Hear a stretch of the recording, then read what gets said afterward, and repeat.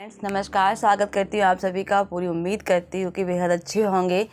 तो पढ़ाई भी आपकी बहुत अच्छी चल रही होगी। अब कल रीट का एग्ज़ाम फाइनली संपन्न हो गया। जो राजस्थान से कैंडिडेट हैं या यूपी से भी हैं, काफ़ी लोगों ने इसमें अपना एग्ज़ाम दिया है। हमारे स्टाफ से भी हैं, तो उन्होंने भी ये रीट का एग्ज़ाम वो देने गए थे। तो उसके बाद आते हैं तो पूछते हैं कि पेपर कैसा हुआ। तो हालांकि मैंने नहीं दिया, मैं तो अपना सीटेट और यूपीटेट में ही खुश हूँ। यहाँ पे अब सबसे बड़ी समस्या ये आ रही है कि जब हम यूपी के हैं, UP candidate UP TGT PGT की तैयारी कर रहे हैं, तो वहाँ पे समस्याएं ये आ रही हैं कि इस तैयारी करने से हो सकता है, मुझे लगता है वो नए कैंडिडेट्स होंगे या 1-2 साल से तैयारी कर रहे होंगे, तो कन्फ्यूज़न का विषय बनता है। चाहे वो एक्सपीरियंस होल्डर हो या वो न्यू कैंडिडेट हो, तो ये दिक्कतें आती हैं कि अब हम पढ़ें क्या। पहले किताबें लें, पहले नोट्स लें, या पहले प्रैक्टिस सेट लगा लें, या पहले यूथ को पढ़ लें, या पहले घटना चक्र को पढ़ लें।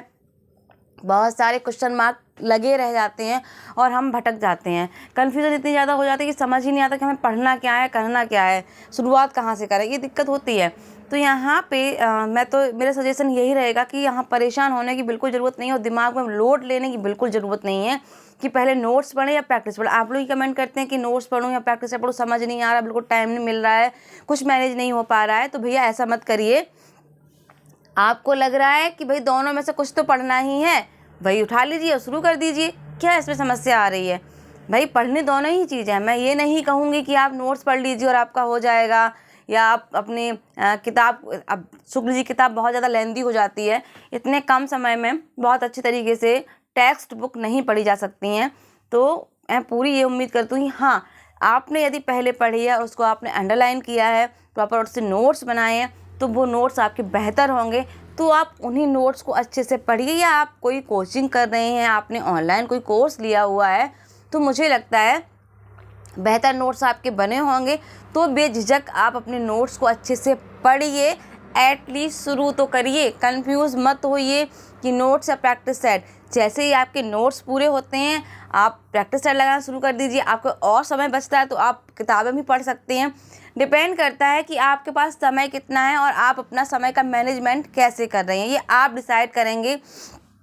क्योंकि बहुत सारे ऐसे मेरे जैसी बहनें भी हैं, भाई भी हैं, जो फैमिली से हैं, यानी अपनी खुद की फैमिली है, घर है, फिर प्राइवेट जॉब भी कर रहे हैं, तो उनके लिए थोड़ा समय का मैनेजमेंट दिक्कत करता है। तो हम लोग बहुत मुश्किल से कैसे भी समय को एडजस्ट करके अपनी पढ़ाई को कंटिन्यू कर रहे हैं। तो यहाँ पे जो बिल्कुल फ्री हैं, यानी कि घर की जिम्मेदारी इनके ऊपर नहीं है, तो मुझे लगता है उन कैंडिडेट्स की तैयारी बहुत अच्छी हो सकती है। वो तो आराम से 8 से 10 घंटे अपनी पढ़ाई को दे सकते हैं। लेकिन जो पहले से ही एक्सपीरियंस होल्डर है, तो उनके लिए मुझे लगता है 4 से 5 घंटे, 3 घंटे बहुत हैं। लेकिन जब उसकी कंसिस्टेंसी बनी रहेगी, तो बस यही कहना था कि आप शुरू करिए।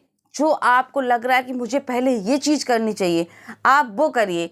कि आपको लग रहा है मैं पहले किताब पढ़ के मैं फिर नोट्स पढ़ सकती हूँ या पढ़ सकता हूँ, तो आप वो काम करिए। क्योंकि इंसान अपने नेचर के हिसाब से चीज़ों को डील करता है। तो ये चीज़ आप स्वयं से सोचिए कि मैं पहले क्या बेहतर करना चाहूँगी, क्या कर सकती हूँ।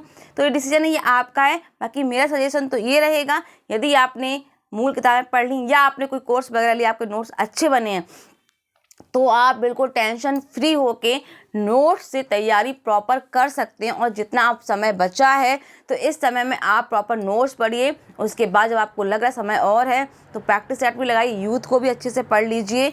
और जो लग रहा है कि और समय है, तो सामग्री अपने हिसाब से देख लीजिए कि क्या क्या आप पढ़ सकते हैं। तो बस सजेशन यही है कि नोट्स और बुक जो आपको कंफर्टेबल लगे पढ़िएगा ज़रूर। इसकी बिल्कुल भी कुछ मत करिए, क्योंकि जो इस तरह का पैटर्न बना हुआ है एग्ज़ाम का आज के टाइम में, तो स्किप करने लायक मुझे लगता है कुछ भी नहीं है। हम जिनको स्किप करते हैं वही अक्सर एग्ज़ाम में भी अब आ जाते हैं। तो बस इन बातों का विशेष ध्यान रखना है।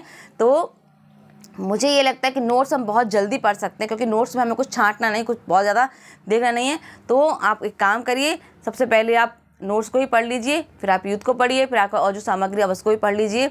हालांकि जो पुराने कैंडिडेट्स हैं वो ऑलरेडी बुक को पढ़े ही होंगे। तो इसी के साथ आप लोग अपना जो नियम है, कन्फ्यूज़ बिल्कुल नहीं होना है। जहाँ है, जैसे जिस हालत में जो है आपके पास अभी इस समय, उसको बस पढ़ते रहिए, पूरे तन मन के साथ पढ़ते रहिए। इसी के साथ आप लोग अपना रूटीन भी बना के रखिए, अच्छा ही होगा। सभी का जो स्टडी चल रहा है, तो आई होप कि यू आर वेरी वेल। तो इसी के साथ मैं अब दूंगी वाणी को विराम। आप स्वस्थ रहिए, मस्त रहिए, पढ़ाई भी निरंतर करते रहिए। तो नमस्कार, जय हिंद, जय भारत।